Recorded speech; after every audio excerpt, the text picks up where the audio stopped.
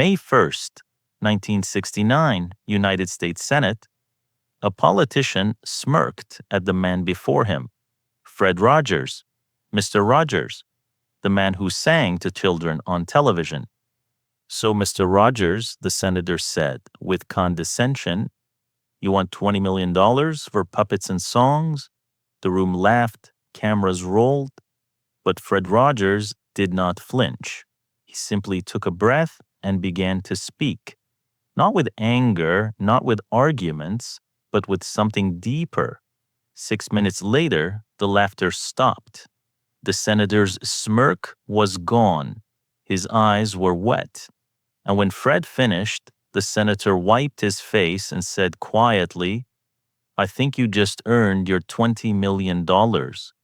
What did Fred Rogers say that broke a hardened politician? And why did he go home that night and cry alone in his basement? This is not the story of Mr. Rogers you think you know. This is the story of a man the world called the kindest person on television." But what they did not know was that Fred Rogers fought a war every single day, not on a battlefield, not in public, but inside his own mind, a war between the child he used to be and the man he was trying to become, a war between despair and hope. And somehow, against all odds, hope kept winning, even when it hurt more than anyone could see. Fred Rogers was born in 1928 in Pennsylvania. His childhood was not happy. It was filled with shame. Fred was overweight, sickly, weak. Other boys called him Fat Freddy. They pushed him, hit him, humiliated him. Fred had no way to fight back. He was not strong, not fast, just a boy who wanted to be left alone. So Fred disappeared into his room, playing with puppets, creating imaginary friends who would not hurt him, building a world where kindness mattered more than strength.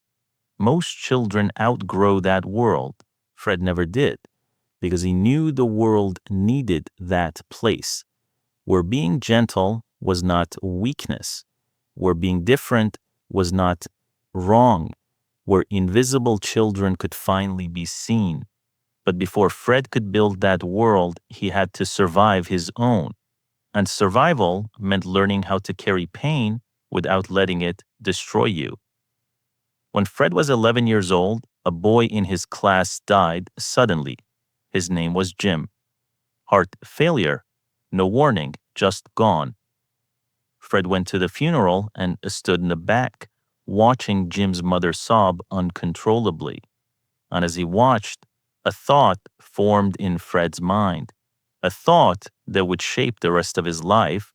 Nobody ever told Jim he was special. Nobody told him he mattered. And now it is too late. That realization broke something open inside Fred, or maybe it built something. He decided right there that if he ever had the chance, he would spend his life making sure no child ever felt the way Jim must have felt, unseen, unvalued, forgotten.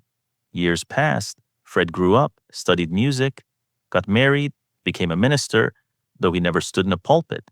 Instead, he found his pulpit in television.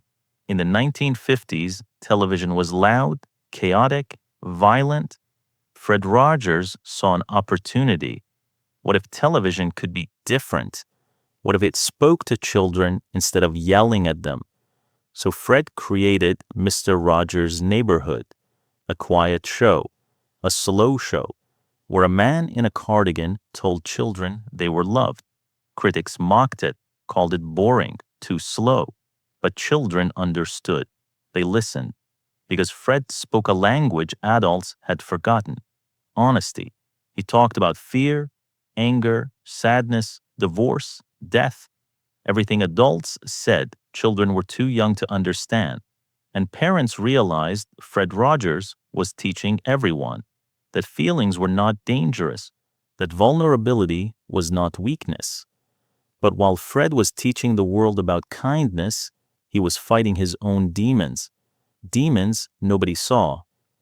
Every morning, Fred woke up at 5 in the morning and prayed, not out of duty, out of desperation, because the weight of carrying everyone else's pain was crushing him. He read letters from children who were abused, neglected, afraid, and he answered every single one, personally, by hand, thousands of letters, and each one broke his heart a little more, because Fred could not save them all. He could not reach through the television and fix their lives. All he could do was speak and hope that somehow his words would be enough. But he never believed they were. At night, after filming, Fred would go home and sit in his basement, alone, playing the piano in the dark. His wife, Joanne, would hear the music drifting up through the floorboards and know Fred was struggling again. She would go downstairs and find him there, tears streaming down his face. "What is wrong?" she would ask, and Fred would shake his head. "I do not know," he would whisper. "I just feel like I am not doing enough." Joanne would sit beside him in silence because there were no words that could fix what Fred was feeling. All she could do was stay, and that was enough for a little while. But Fred Rogers did not have the luxury of staying in that basement. Every day, children were waiting. Every day, the world needed him to be Mr. Rogers. So every morning, he put on that cardigan. He walked into that studio, and he became the man the world needed him to be, even when it cost him everything, because Fred understood something most people never learn, that the greatest act of courage is not fighting. It is showing up day after day, even when you are broken, even when you are afraid, even when nobody knows how much it hurts. Fred Rogers showed up for 33 years without fail, and the world loved him for it. But what they did not know was that the man they loved was also the loneliest man they had ever seen. And the question that haunted Fred every single night was this: if I disappeared tomorrow, would it matter? Would anyone even notice? The answer came in a way Fred never expected. But before we get there, we need to understand what Fred Rogers did that changed everything, not just for children, but for a country that had forgotten how to be kind. 1968, America was burning. Martin Luther King Jr. had been assassinated. Cities erupted. And Fred Rogers did something dangerous. He created an episode about assassination for children. Executives panicked. "You cannot talk to kids about death," they shouted. Fred looked at them calmly. "They are already scared. We are just going to tell them the truth." The episode aired. Parents called in tears. "Thank you," they said. "My child understands now." But not everyone was grateful. The FBI opened a file on Fred Rogers. They labeled him subversive. Teaching children to process grief was considered radical. Fred never knew he was being watched. He just kept showing up, kept speaking, kept believing honesty mattered more than comfort. 1 year later came the moment that would define Fred Rogers forever. That Senate hearing, that politician who thought he could dismiss a man in a cardigan. Fred sat in front of the committee and he spoke for 6 minutes. He did not use statistics. He did not make grand speeches. He simply recited the lyrics to a song he sang to children. What do you do with the mad that you feel when you feel so mad you could bite? When the whole wide world seems oh so wrong and nothing you do seems very right? The room went silent. The senator, who moments before had been smirking, stared at Fred with something like awe. Because in that moment, Fred was not talking to the committee. He was talking to the child inside every adult in that room. The child who had been hurt, ignored, dismissed, the child who was told to be quiet, to stop crying, to grow up. And for 6 minutes, Fred gave them permission to remember, to feel, to be human again. When he finished, the senator wiped his eyes and said, "I think it is wonderful. I think it is wonderful. Looks like you just earned the $20 million." But Fred did not celebrate. He went home, sat in his basement, and cried, not because he was happy, but because he knew no matter how many children he reached, there would always be more, and he could not save them all. But Fred kept trying. Every Tuesday, he disappeared. His staff did not know where he went. His wife knew, but never told. Fred drove 2 hours to Children's Hospital of Pittsburgh. He sat with dying children. He held their hands. He sang to them. And when they passed away, he went to their funerals, alone. He never filmed it, never mentioned it, never used it to build his image, because Fred believed something most people do not, that real love does not perform. It just shows up, even when nobody is watching, especially when nobody is watching. One mother, whose child Fred visited, wrote to him years later. She said, "You sat with my son for an hour, you sang to him, you made him laugh. He died 2 days later, but because of you, he died smiling." Fred kept that letter in his desk, and on the hardest days, when he questioned whether any of it mattered, he would read it and remember that sometimes 1 hour is enough, one song is enough. One moment of kindness can carry someone through the darkest night of their life. In 1969, Fred did something else that shocked the country. He invited Officer Clemens, a black man, to appear on his show. And in one episode, they sat together and soaked their feet in a kiddie pool. It lasted 30 seconds, but it sent a message that shook the segregated South. Pools were still divided by race in many places. And here was Fred Rogers, a white man sharing water with a black man on television for children to see. He did not give a speech, did not make a statement, just sat there with his friend, sharing a quiet moment. Afterward, Officer Clemens, whose real name was Francois, asked, "Mr. Rogers, do you know what you just did?" Fred smiled softly. "I think I do. That 30-second scene is now in the Smithsonian, because sometimes the quietest rebellions are the loudest." But what the world did not know was that Francois Clemens was carrying a secret. He was gay. And in 1969, that could destroy a career. One day, Fred called him into his office. Francois's heart sank. He knew this was the end. Fred looked at him gently and said, "Francois, I know." Francois froze. Fred continued, "I want you to know that you are loved, exactly as you are, but the world is not ready, and I cannot protect you if you come out publicly. Not yet."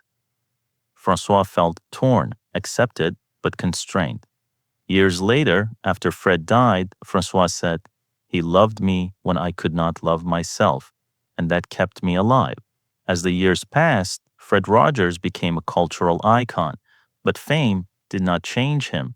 He still woke up at 5 in the morning, still prayed, still answered every letter, still visited hospitals, still cried in his basement, because Fred understood something most famous people forget.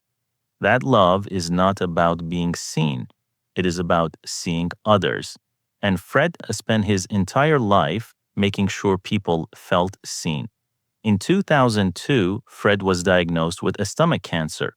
He kept it private, kept working, kept filming, until his body would not let him anymore. On February 27th, 2003, Fred Rogers died. He was 74 years old. The world mourned. But what they were mourning was not just a television host. They were mourning the last voice that told them it was okay to be gentle. In a world that rewarded loudness, Fred whispered, and somehow millions heard him. In the years since his death, Fred Rogers has become more than a memory. He has become a reminder that kindness is not naivety, that gentleness is not weakness, that showing up day after day, even when it hurts, is the most powerful thing a person can do. His show is still watched. His words are still quoted. And parents who grew up with Mr. Rogers now show his episodes to their own children. Not because the puppets are impressive, not because the set is flashy, but because Fred Rogers spoke a truth that never goes out of style. You are enough, exactly as you are, and you are loved. What made Fred Rogers extraordinary was not that he never struggled. It was that he struggled every single day and chose kindness anyway. He could have become bitter. He could have given up. He could have decided that the world did not deserve his gentleness. But he did not, because Fred believed something most people forget, that we are all neighbors, and neighbors take care of each other, even when it is hard, especially when it is hard. His life was not perfect. He was not a saint. He was a man who carried pain, who questioned himself, who cried alone in basements and wondered if he was doing enough.